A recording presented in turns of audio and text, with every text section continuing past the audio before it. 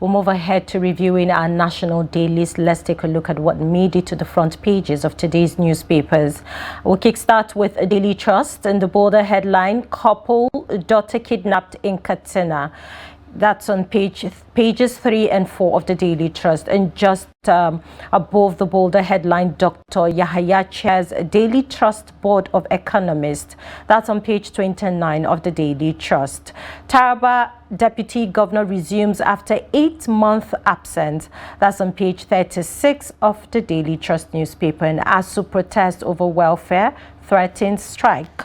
That's on page 10 of the Daily Trust newspaper. And just below the bolder headline, Abuja-Kaduna train derails again, 14 injured. That's on page 6 of the Daily Trust newspaper. And controversy over Japan's special visa for Nigerians.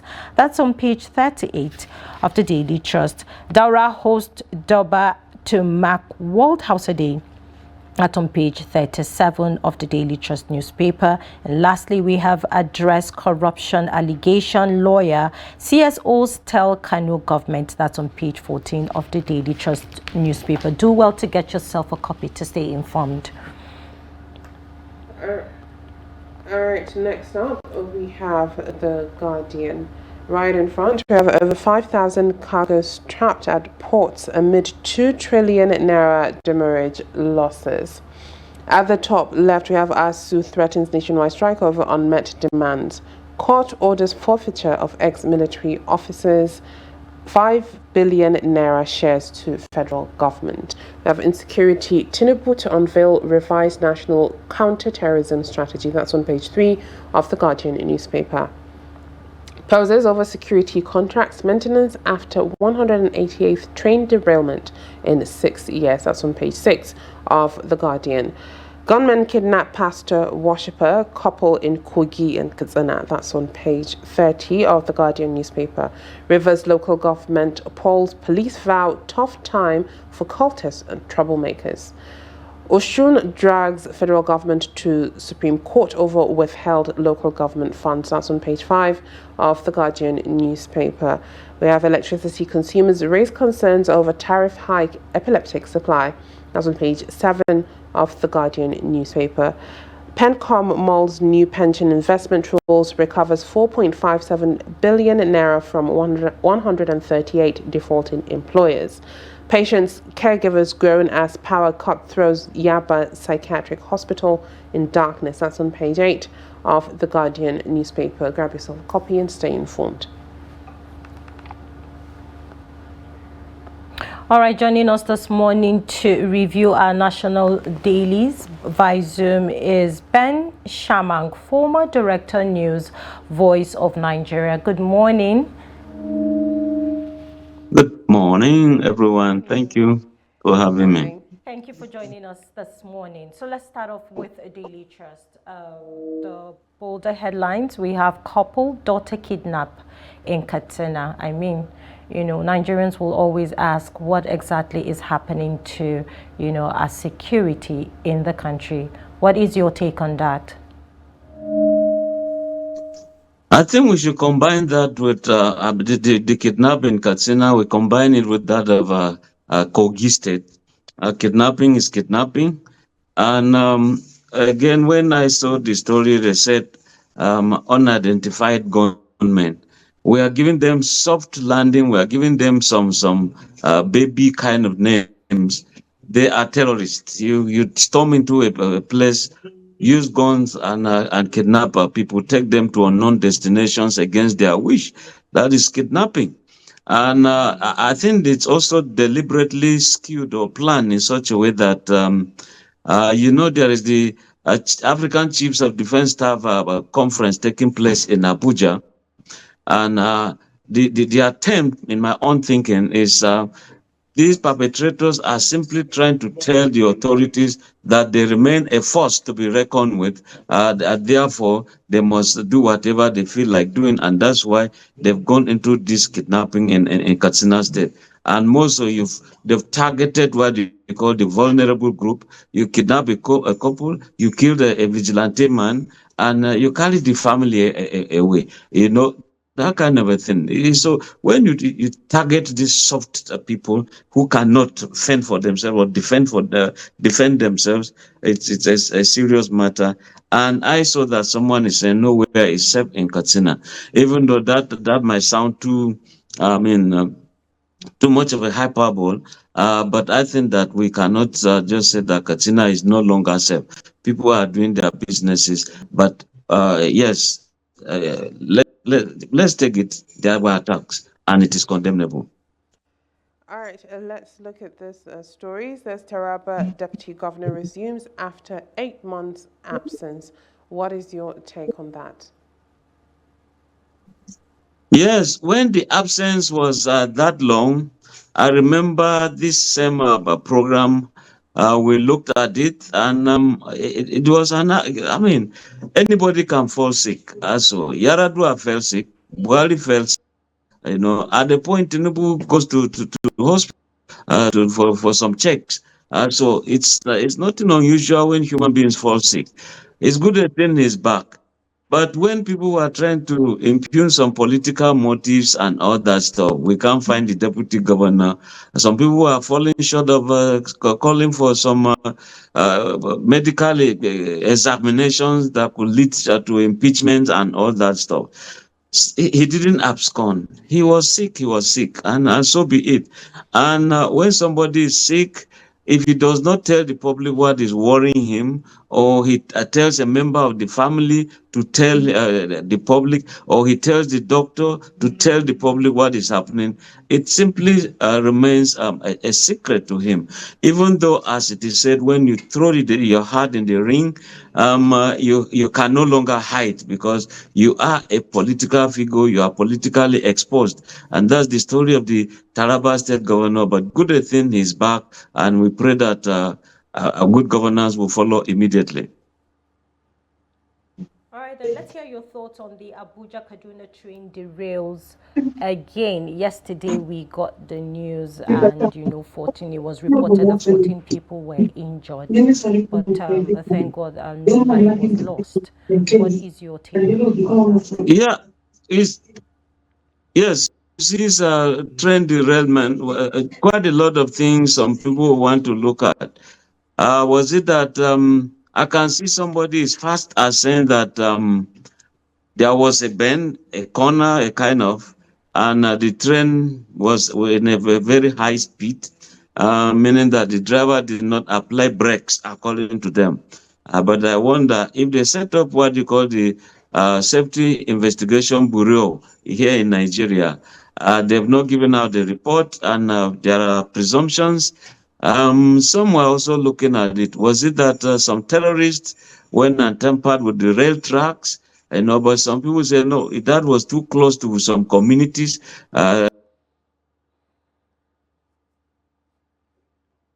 What was bad without being detected. So a whole lot of things, but we had traumatized people, bearing in mind that it's not the first time. Recall too when it happened, the same Abuja Kaduna rail, when passenger train was attacked by terrorists, and many killed, many were kidnapped. It took a lot of negotiations, renegotiations, ransoms collected, and all that stuff. So it was a traumatized situation yesterday, and up to now, many of them are still traumatized. What is supposed to be done, therefore, is our government should always send in psychologists, trauma management experts to ensure that these people are managed very well to forget about the past and resume their usual lives. That's the best way. All right, let's look at this headline. ASU threatens nationwide strike over unmet demands. Yes, I saw their protests with all sorts of placards, and they are demanding for.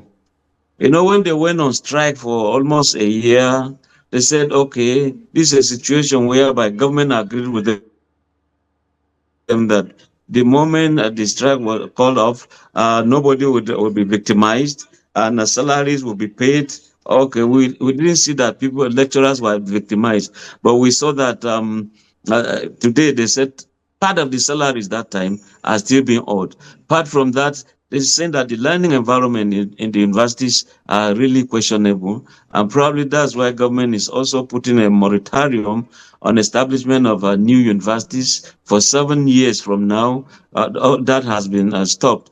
So the university lecturers, they still need their salaries, they need their entitlements, and I think that should be done. But quickly, you could see that on the reverse, what do you call the salaries and wages commission, they are rather increasing the allowances, salaries of political office holders like the president, deputy vice president, then some other ministers and all that stuff. So if they had wanted to make a political point, you just make it that salaries have been increased across board. But when you select and say the president receives just 1.5 million naira, whereas you also have people in NNPC, that's the salary of maybe a level 12 or level 13 officer in NNPC that the president is receiving, or central bank. And I think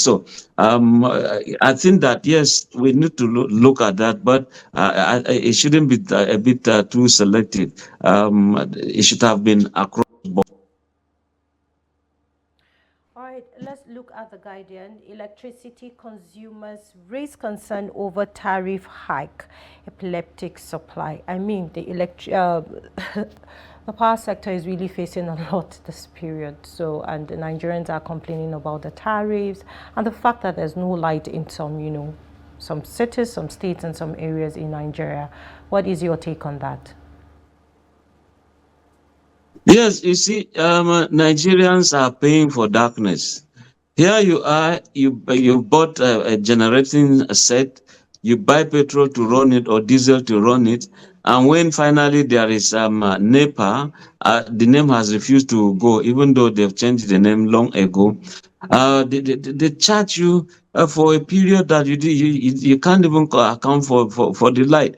Those who the light consumption, those who are using what you call prepaid meters or estimated billings, they suffer so much, and you now have a law that allows the regulators to just increase the consumption at will. When generation is an issue, generating companies are saying they generate electricity, government is not buying, government is supposed to buy, and they sell to consumers, but you generate the transmitting, they are not being transmitted. The transmitting company is complaining of their own facilities in terms of transmitting this electricity, and when it is done, some will say, look, why don't you send it to industrial sectors so that people can now use the solar energy? But what is the solar policy in Nigeria? Even though we are seeing that they're saying that globally, I mean, in Africa, Nigeria is virtually taking the lead when it comes to solar. But you see, these are individuals simply trying to find ways of surviving.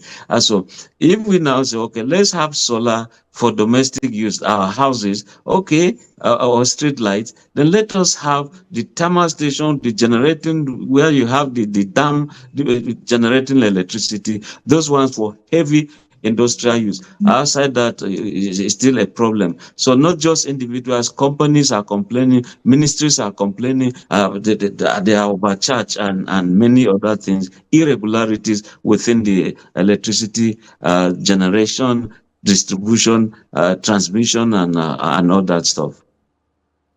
All right, let's move to insecurity. On The Guardian, it says Tinubu to unveil revised national counter-terrorism strategy. What is your take on that? And do you think if that is unveiled, it would be implemented and, make sure that it creates an impact when it comes to the insecurity going on in the country? Yes, you see, I've seen the Navy, I've seen the Nigerian Air Force, I've seen the Nigerian Army. They've always been creating some drones. Now it now means that we have to make them to look modern. They can go far, they can do surveillance, they can strike, and all that stuff. And we are also seeing that the government is signing some MOUs with companies where hardwares for military operations could be manufactured in Nigeria. So it's a good thing that in Kaduna, the Defense Industries Corporation, they're coming back strongly. I can see that they are making some rifles that can stand the test of time, just like, in fact, almost like it's like they are even superior compared with the AK-47 that we know.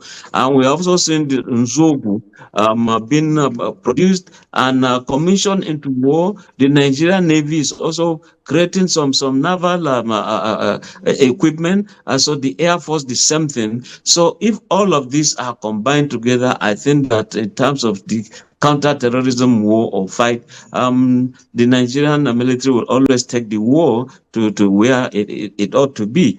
So I think that it's kudos to them. Since the Tinubu is saying he will do it, I believe he will do it, bearing in mind that just yesterday, you could see that they were able, Nigerian security operatives were able to rescue 128 victims from Katsina. The NSA handed over to the governor of Zamfara State. So it's a good thing, yes.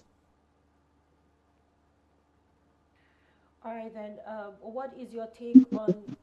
Okay, oh, so sorry, we don't have enough time. Thank you so much, Ben Shamak, for joining us this morning, former director, News Voice of Nigeria. Thank you very much. Thank you for having me. It's our pleasure. All right, and with that, we've come to the end of a Daybreak on Trust TV. Thank you to all that stuck all the way to the end. Make sure you tune in tomorrow morning at 8 a.m. so that you do not miss out on any informative, engaging, and interactive conversation. I am Hawad Mikiawa. Thanks for watching. And I am Mimuna Bagudu. Do not forget to follow us on all of our social media platforms and also follow our live stream on YouTube to stay informed. Have a good day and be safe. Bye-bye.